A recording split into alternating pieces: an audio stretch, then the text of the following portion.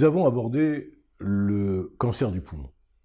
Le cancer du poumon est un cancer agressif que l'on rencontre aujourd'hui fréquemment. Il fait partie des grandes pathologies cancéreuses. Quelle est la place de la chirurgie dans le cancer du poumon? Le cancer du poumon, c'est comme vous l'avez dit, un cancer très important. C'est le quatrième en place dans les cancers. Et il a la sinistre réputation d'être le premier en mortalité. Donc c'est un cancer qui est très grave. Et la place de la chirurgie dans ce cancer, eh bien, on ne cherche qu'une seule chose, c'est retirer ce cancer, l'extirper, en pratiquer l'exérèse et ne plus avoir affaire à lui. Donc, il faut trouver un moyen d'avoir un cancer qui soit une bonne indication chirurgicale pour pouvoir pratiquer soit une lobectomie pulmonaire, soit une pneumonectomie, si on ne peut pas faire autrement.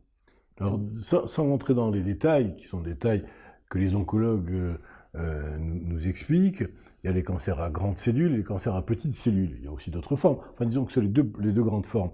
Est-ce que votre intervention va se faire en fonction de ce type de cancer ou se fera en fonction de la localisation anatomique de la lésion, Bien de la tumeur? bien évidemment, nous sommes dépendants de l'histologie, de l'anatomopathologie, et nous savons en général à l'avance, grâce à la fibroscopie et aux biopsies qui sont pratiquées au décours de cette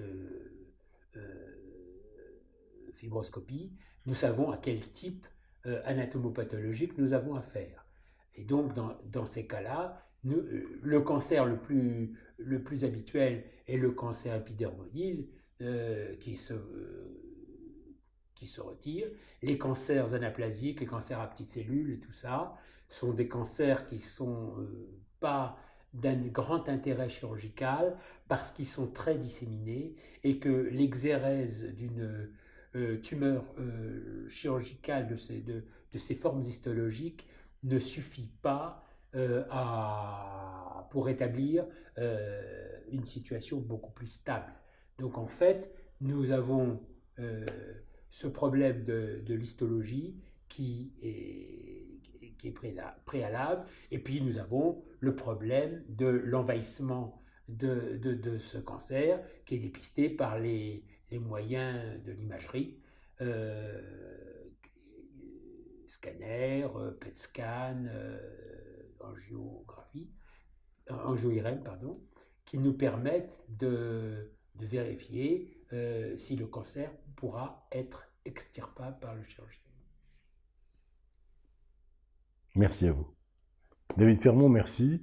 Je rappelle que vous êtes chirurgien vasculaire et thoracique, que vous êtes un abonné, si j'ose dire, de Lives Doctor, en tout cas en tant qu'intervenant, et chaque fois vos interventions sont superbes. Merci infiniment. Merci pour vous. Merci à vous.